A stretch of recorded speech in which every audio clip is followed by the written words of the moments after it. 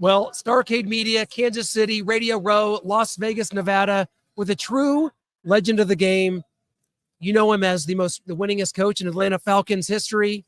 Mike Smith joining us here. He's put a few daggers in our hearts here in Kansas City. We've rebounded, though, from it just fine, I think. Oh, you guys have finally. Yeah, you've more than rebounded.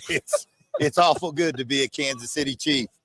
It really is. When you look at this and what this team has done in the history of the NFL, you look at different dynasties, legacies. The Pittsburgh Steelers of the 70s, the Niners of the 80s.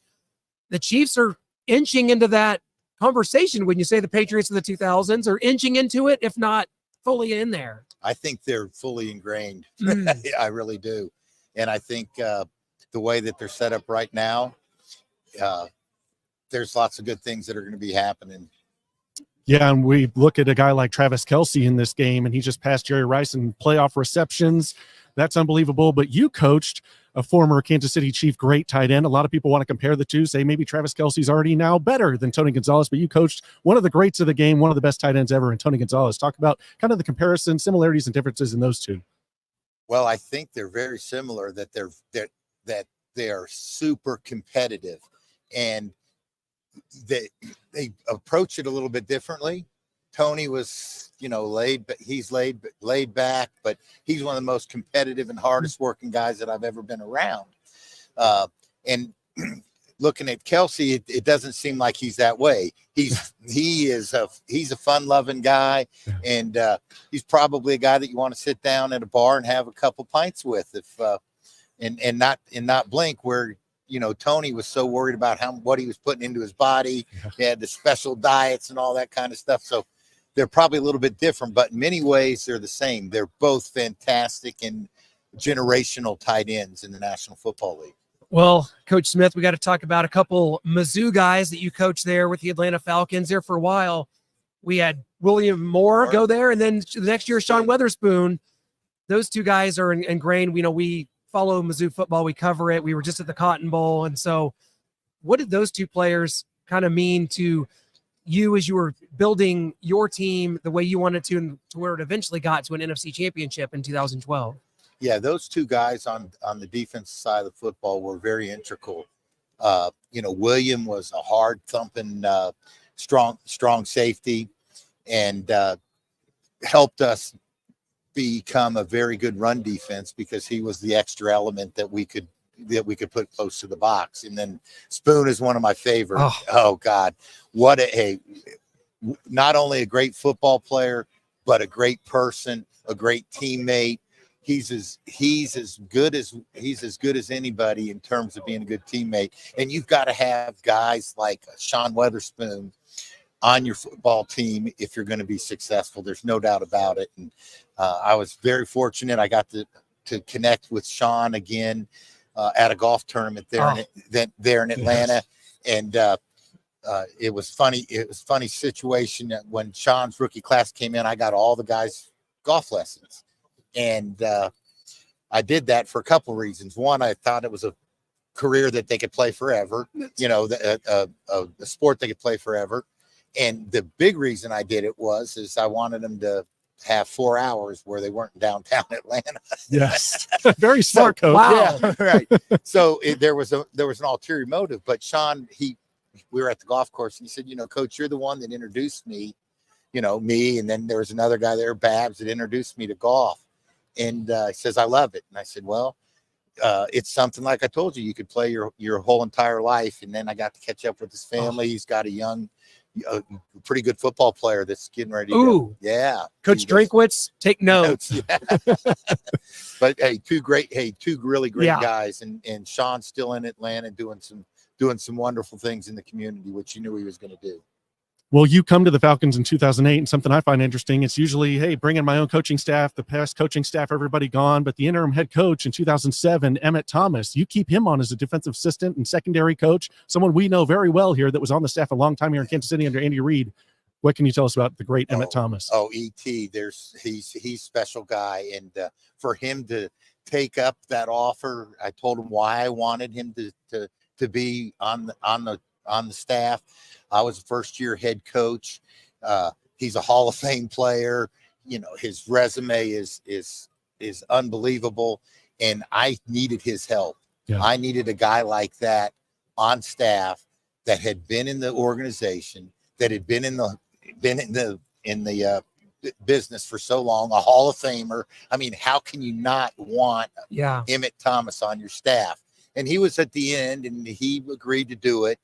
And it made me a better head coach having a guy like E.T. I tell you, there's nothing. He was smooth as silk in terms of the way that he approached his coaching of the defensive backs and helping the defense out.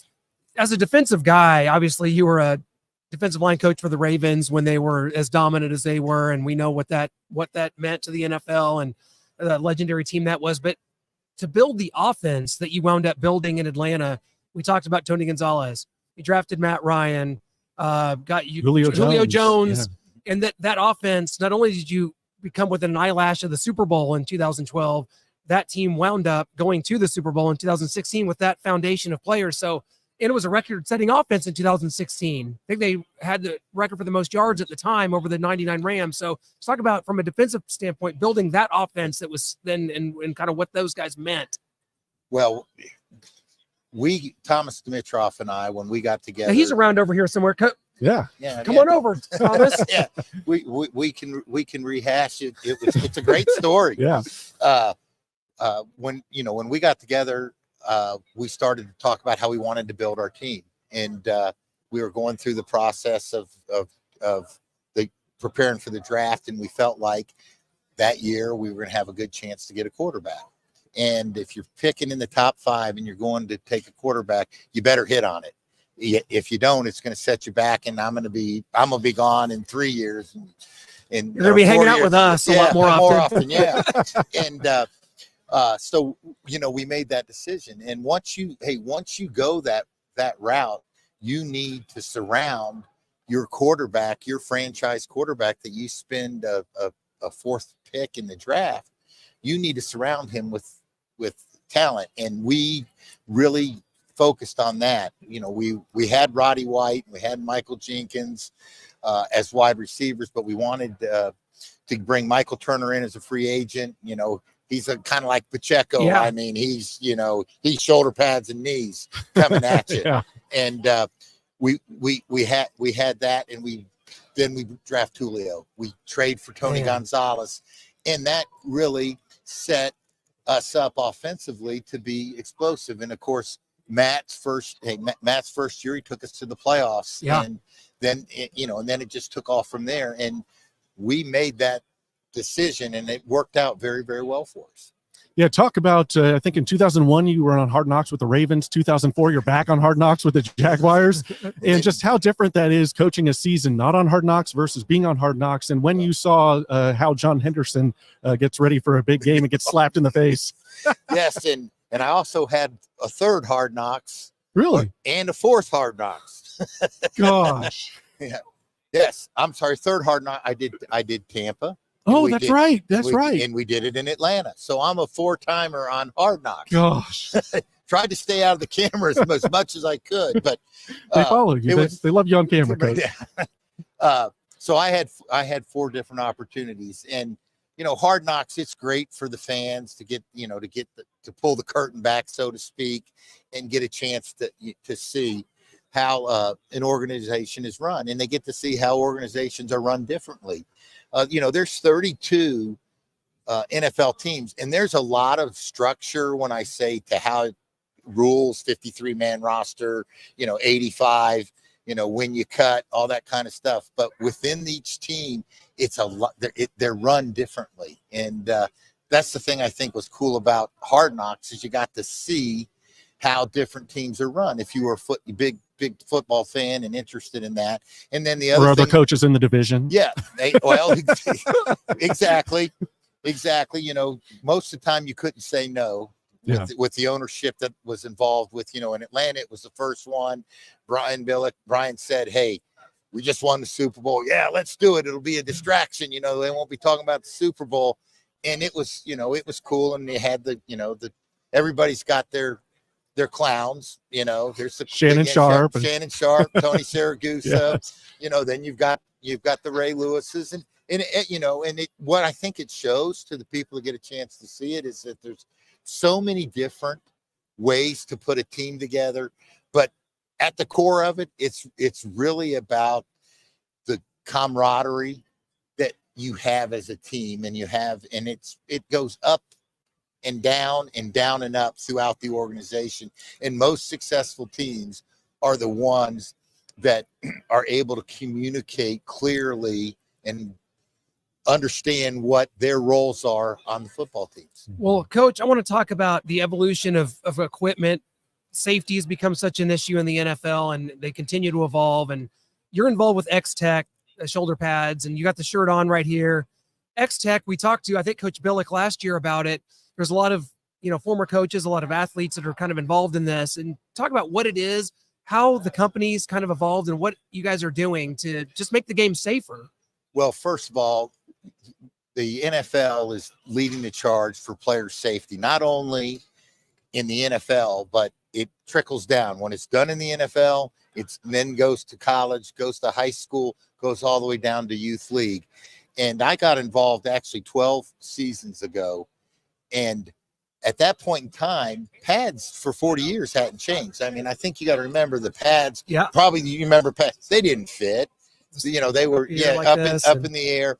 And X-Tech is a design. It's combining protection and performance, and it's the number one pad right now. In 12 years, it's become the number one pad. Over 80% of professional players wear X-Tech pads.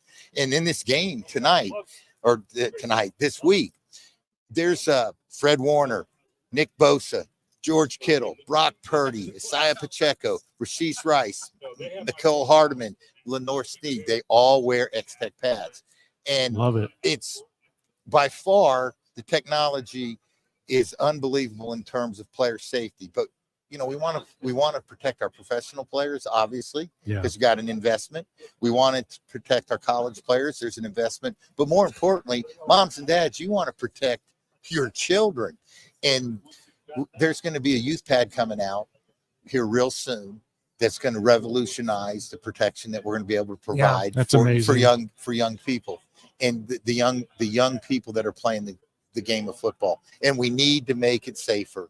If we don't work on that, less and less players are going to have an opportunity to play because mom and dad are going to say you can't play. I love it. Yeah. And the website's xtechpads.com, xtechpads on Instagram. Coach Smith, thanks so much for stopping by. It's taken us 12 years, but we've let that 2012 opening season Chiefs loss 41-17 to the Falcons go. I was there. We're cleansed of it, and now we're all friends. Oh, That's perfect. We're all friends, and you know what? You guys got a lot to be feeling good about over the last 6 or 7 years. You really do. Yeah, we got to keep it going. We got to get Mahomes to 3-1. So. Yeah, that'd be great. I know Kansas City would love it, and it's going to be an interesting ball game without a doubt. Enjoy talking with you guys. Coach, thank you so much. Thank you so Appreciate much. it. Thank you. That was great.